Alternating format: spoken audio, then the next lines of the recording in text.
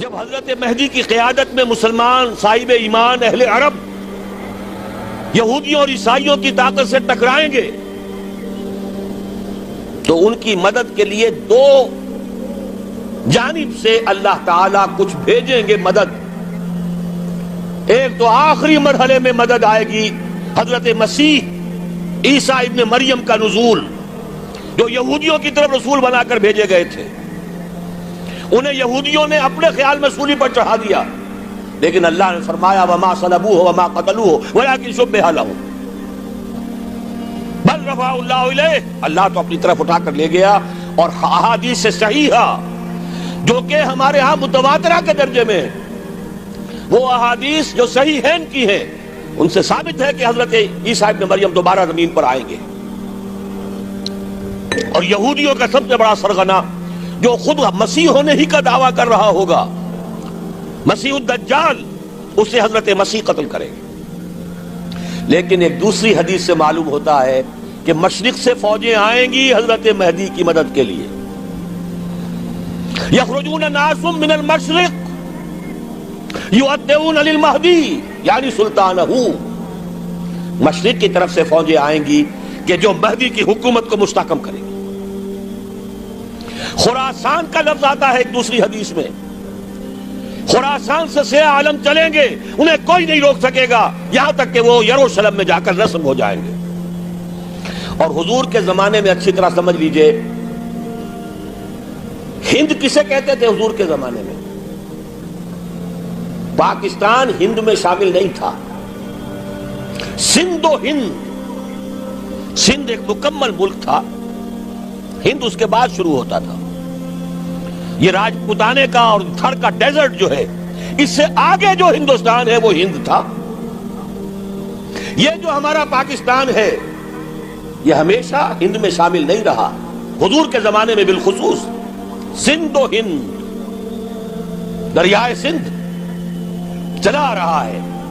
یہ ساری ٹریبیوٹریز جو پنجاب کے اندر اس کی ہیں، یہ سب ایک علیحدہ ملک ہے جو اس زمانے میں سندھ کہلاتا تھا. اور نمبر 2 یاد کیجئے، اس زمانے میں خراسان ایک علاقہ تھا جس میں موجودہ افغانستان کا 2/3، تھوڑا سا حصہ ایران کا، اور جہاں تک میں تحقیق کر سکا ہوں آج تک پاکستان کا بھی علاقہ، خاص طور پر مالاکنڈ ڈویژن جو اس خراسان میں شامل ہے.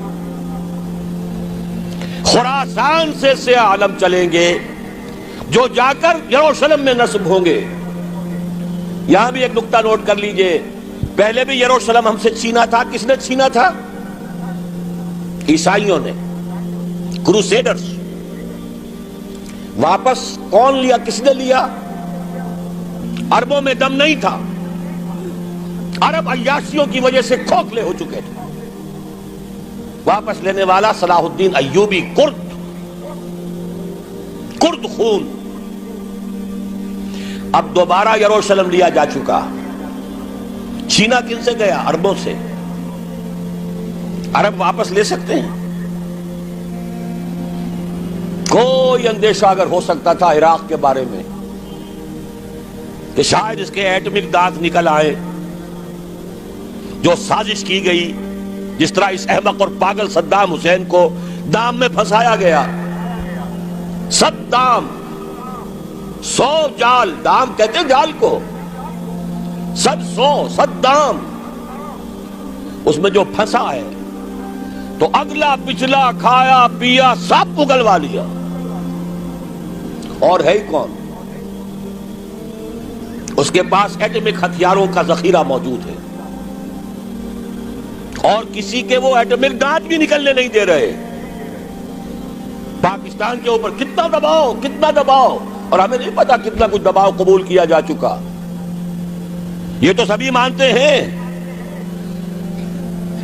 کیپ کر دیا گیا، روک دیا گیا، آگے تو نہیں بڑھ رہا، یہ تو سبھی مانتے ہیں. رول بیک بھی ہو گیا یا نہیں کچھ پتہ نہیں،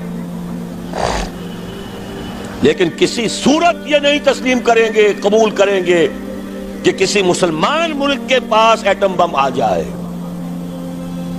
یہودیوں کے پاس ذخیرہ موجود، سب جانتے ہیں. بہرحال یہ جان لیجئے، اس علاقے سے امید ہوتی ہے، سندھ اور خراسان. حالات بہت خراب ہیں ہمارے، اور حالات بہت خراب ہیں افغانستان کے بھی، لیکن حالات کے بدلتے اللہ تعالیٰ کی مشیت کے تحت دیر نہیں لگا کرتی. سیرت نبوی میں مجھے نظر آتا ہے سن 10 میں 10 نبوی ہجرت سے 3 سال پہلے 2.5 سال پہلے کہیں سے کوئی امید کی کرن نظر نہیں آتی تھی کہ عرب میں اسلامی حکومت قائم ہو جائے گی.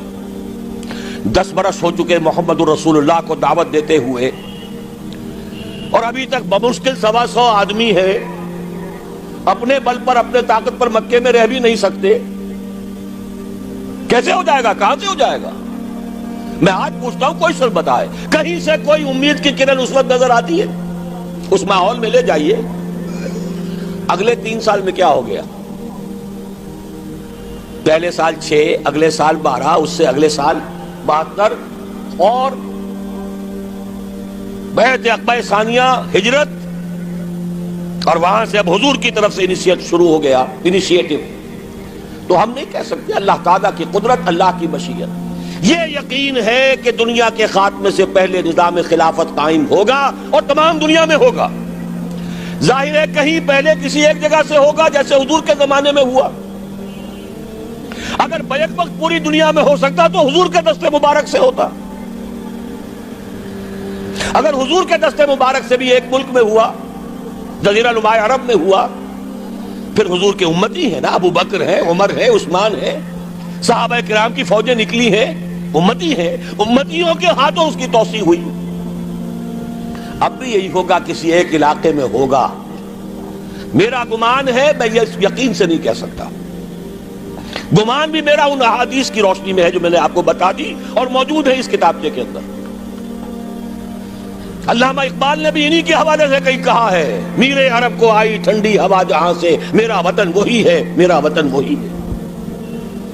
اس علاقے سے کچھ ہونے والا ہے اور ہوگا انشاءاللہ. میری زندگی میں نہ ہو، آپ کی زندگی میں نہ ہو، کوئی پرواہ نہیں. حضرت حمزہ تو شہید ہو گئے غزوہ احد میں. 5 سال کے بعد حضور مکے میں داخل ہوئے ہیں فاتح کی حیثیت سے. حضرت حمزہ کی نگاہوں نے، ان آنکھوں نے تو نہیں دیکھا، عالم ارواح میں اللہ نے کیا مشاہدہ کرایا ہوگا انہیں، وہ تو ہمیں معلوم نہیں. بعض صحابہ شہید کر دیے گئے مکے ہی میں. بہت بڑی کامیابی. اپنی جان لگا دیں، اپنے آپ کو کھپا دیں، اپنے آپ کو مٹا دیں. جس طرح روڑی کوٹ کر بنیادوں میں بھر دی جاتی ہے، ہماری ہڈیوں کا چورا بنا کر اور ہمارے خون کے اندر اسے گوندھ کر اگر وہاں ڈال دیا جائے، اس سے بڑی سعادت کوئی نہیں. اس پر تعمیر ہو خلافت علی منہاج النبوہ کی، ہم اس کی بنیاد کے اندر دفن ہو جائیں، یہی بہت بڑی سعادت ہے. لیکن یہ ہوگا. میں نے عرض کیا تھا کہ یقین ہے مجھے کہ ہوگا، اور ہر صاحب ایمان کو یقین ہونا چاہیے کہ ہوگا.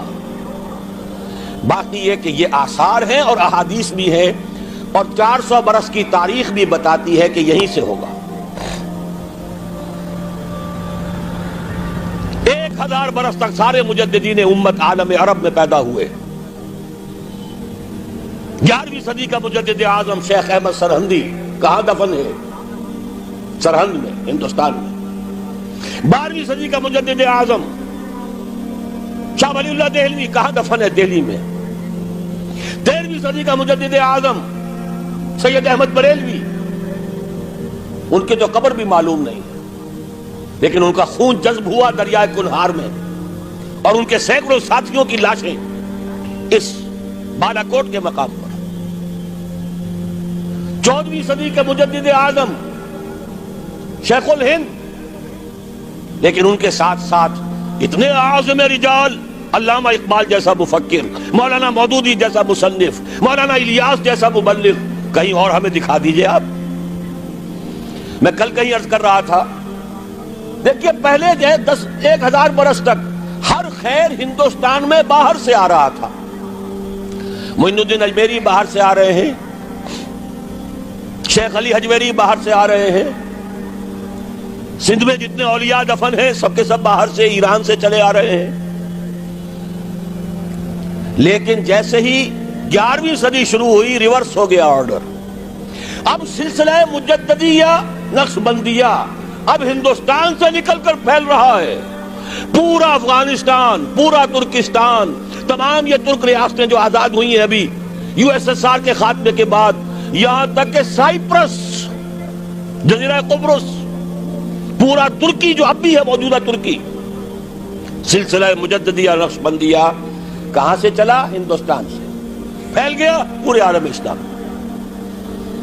مفکر، علماء دین کا اور تمام علوم دینی کا مجدد شاہ ولی اللہ دہلوی، خالص ترین جہاد فی سبیل اللہ دور صحابہ کے بعد جماعت مجاہدین جام شہادت نوش کیا، سینکڑوں ہمارے مجاہدین.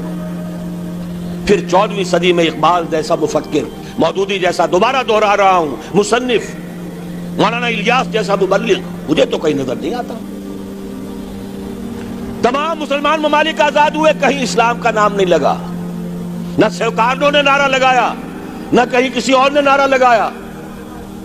عربوں نے بھی عرب نیشنلزم کا نعرہ لگایا، اسلام کا نعرہ نہیں. تحریک پاکستان میں نعرہ لگا، پاکستان کا مطلب کیا؟ لا الہ الا اللہ. صبح عرض کر چکا ہوں، تحریک خلافت پوری دنیا میں کہیں نہیں، صرف بر عظیم پاک و ہند میں. اور کیسی تحریک خلافت کہ ہندو شریک ہوئے، گاندھی شامل ہوا، پورے ہندوستان کو جس نے گنجا دیا. یہ دوسری بات ہے کہ جب خود مصطفیٰ کمال نے ختم کر دیا تو اب کیا کرتے؟ مدعی سست گواہ چست. نوٹ کرنے کی بات ہے، کچھ آثار ہیں، 400 سال کی تاریخ ہے، بتا رہی ہے پاکستان کا قیام خود ایک معجزہ.